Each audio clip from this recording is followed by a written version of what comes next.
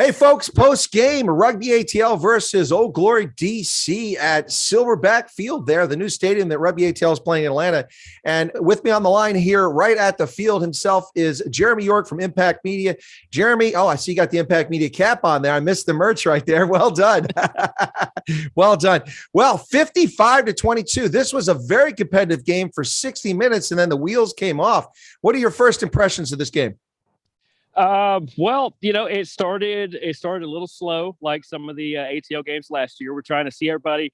It was more like a heavyweight fight. Everybody was feeling each other out. They traded scores. Like you said, for 60 minutes, you're like, this could go anywhere. And then it's just like DC just had used every bit of gas in the tank, and Atlanta just started taking advantage of every situation. They had a ton of turnovers towards the end where they were taking the ball away from DC. And when they did, they were scoring every time.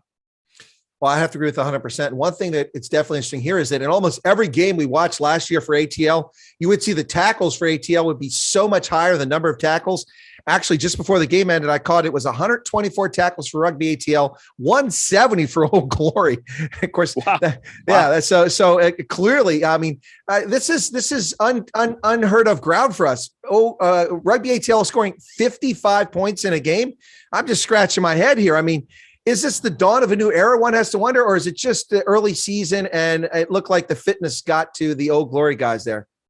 Well, yeah, I think it's a little bit of that. But, this team, even though it returned a lot of the starters and a lot of the people from last year, I saw it's a little different team. Instead of being that devout, just stand in your face defense that it was last year that we relied on, and then, we just score a few points here. I think I saw a stat a while ago where only twice last year, they scored 41 points. So to score 55 in the opener, it's part DC was a little tired towards the end, and it was just a lot. It seemed like we were playing forward a lot more as far as being a lot more aggressive. Maybe that was the coaching change.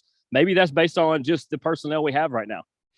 That's a good question. I guess we'll see as the season progresses now, but the first one out of the gate and it goes Rugby ATL's way at home. That's kind of handy for them. I think next week they play NOLA, if I'm not mistaken, or maybe, I think that's right. Yeah, that's going to be a tough one for them too. Cam Dolan and NOLA is never an easy match. But listen, my man of the match or player of the match, depending on what lingo people are using these days, but I prefer man of the match. I'm going to go with the new addition to the team there. That guy was incredible. Joaquin De La Vega Mendia was absolutely amazing. Brilliant try, brilliant kicking, and made some nice breaks. And I just all around had a great game. Have you got a man of the match, somebody in mind, or would you agree? I would agree. I would agree partially. I mean, you could also give it to David Torres, who had a couple tries that really kept him in it. But I would have to say, because it answered one of the questions we had as to who was going to kick. And all of a sudden, Joaquin De La Vega Mendia, trots on out and proceeded to not miss a kick. So that answered that question. Well, his last conversion, I'm like, okay, well, that's going wide. And then it was like, it's like it had like a magnet inside of it, just started spinning just inside the post. Yeah. That was something else. Go ahead. We don't tell people about the magnet. Oh yeah, that's a trade secret. We can't share that. But but here's the thing. When he went to the bench, Stephen Brett went to the bench. The ATL didn't get weaker. It seemed to get stronger. Those guys had fresh legs, and Ross Deacon was a major impact the moment he came on the pitch. Oh yeah, between Ross and Alex and Jonas Pretzacropoulos, and I'm sure I just butchered his name, but it was kind of like it was last year, where it's like if a starter needs a breather, you put in a guy and you question why that guy wasn't starting, because sometimes he comes in fresher and just right over the top of people. What was interesting, I think, in this game is that we saw pretty much all of the names. You're calling players' names out all the time. Almost everybody was engaged in this game at some point or another. Others kept coming in all the time. Of course, De La Vega, we saw him all the time engaged here. Momsen's number was called quite a bit. Johan Momsen had some nice carries, did some nice tackles, and cleared a lot of breakdowns there. It was really good. Matt Heaton had a lot of good play and picked up a lot of meters in the second half. He seemed a little quiet in the first half, but that second half he came roaring out.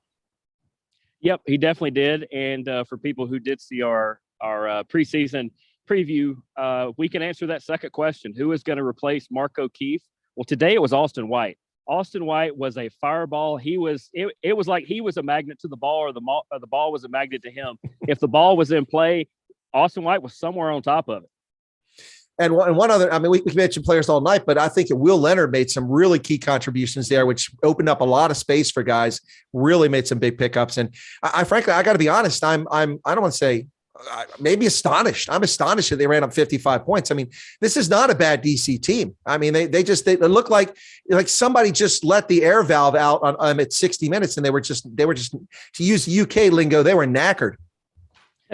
Yeah, that's for people who need to Google that one, I guess. A lot of the people that I know, but yeah, I definitely would say that, and I really think maybe it was a little bit more Atlanta beating them up front. You know, that's the strategy here in American football here in the U.S. You know, we do that a lot, where if you can beat them into submission, so to say, up front, then you kind of have your way with them. That's kind of what we did too. We hit them in the mouth up, right pretty early, and it seemed like that's what helped wear them down after 60 minutes. At the 60-minute point, just to give Washington their due, I think that Danny Tusitala did a really good job as a scrum half for DC, distributing the ball well. But until that 60th minute point, I thought the man of the match might be Mike Dabalis, the Eagle, playing for Old Glory. Boy, did he prove to be a thorn in the heel or in the paw of Rugby ATL. He really opened up things. He's directly responsible for one try that got them back in it, and then scoring another try on his own. Absolutely brilliant play. Dabalis was a really key cog for Old Glory, and I think he'll be important as the season goes forward. Yeah, I definitely agree with that. DC is going to be a team that you need to go on and pencil in. Them and Atlanta, I think, have to be favorites, at least coming out of the East. And I wandered from one side to the other. I wanted to get what the crowd was feeling. I was talking to people as well, seeing how they were seeing things. And this DC team is definitely going to be good. They're a very proud team. They didn't give up. I just think they just ran out of gas. Atlanta was at such high pace that to keep pace with them throughout that 60 minutes just wore them out. Well, Jeremy, it's Atlanta, and you look kind of warmly wrapped up there. I think it was like 41 degrees. Was that a bit of a surprise for the game today? Was it nippy? It's probably a surprise for people who don't live here. But, I tell people in January, February, that's our cold time. At kickoff today, it was about 41 degrees. Luckily, you can't see how many different layers I am wearing. I still got the suit and tie as always. But, yeah, it was a little chilly. But as long as you found the sunlight, it's actually not bad, which is why I'm standing in the sun now. Good move on your part. Real quick before we wrap up here, away from the game, this was the first game ever at that new field. Any impressions of the stadium? What was it like? Yeah, it is going to be a little different. If you're used to going to Lupo Field had some issues starting in November up until now. So until that gets fixed and repaired, this is the temporary home. It's a little bigger. There's an echo a little bit because of the way the stands are, but that only affects the music. It doesn't affect the announcing, anything like that. It seems like there's more room to stand around. You can't stand on the sideline because there's seats there, but there's a big track that kind of goes all the way around, so you can easily go from one side to the other. There's they tell me there was a grill that's like a closed-in restaurant that's here that's kind of nice, but overall it's a little bigger and it's a little more spacious than Lupo Field. I liked Lupo because it was like being in your backyard. It felt like it was real cozy. But as far as a place to play, if this is the temporary home, I think fans should come out here and check this out.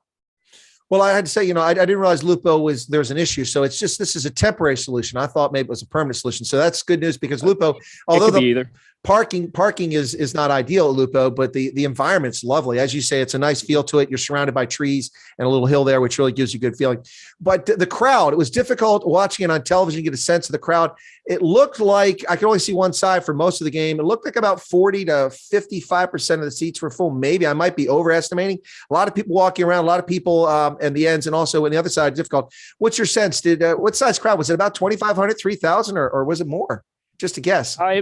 Yeah, it felt about like that, I would say. And I think the weather played a part. I think early on, a lot of kids around here are still playing in their sports leagues on a Saturday afternoon like this. The 3:00 start times are going to be interesting. That's something I did gather from the crowd, that some people were like, well, based on a job or based on another activity they were involved in, that it may be an issue here or there coming on a consistent basis. But beyond that, it seemed the crowd was lively. I would say half full or so would be a good – I don't know the exact capacity here, but yeah, 3,000. It felt about like that, even though, like you said, it was hard to tell on the broadcast because people are constantly moving around. I was constantly moving around, just checking out the different places.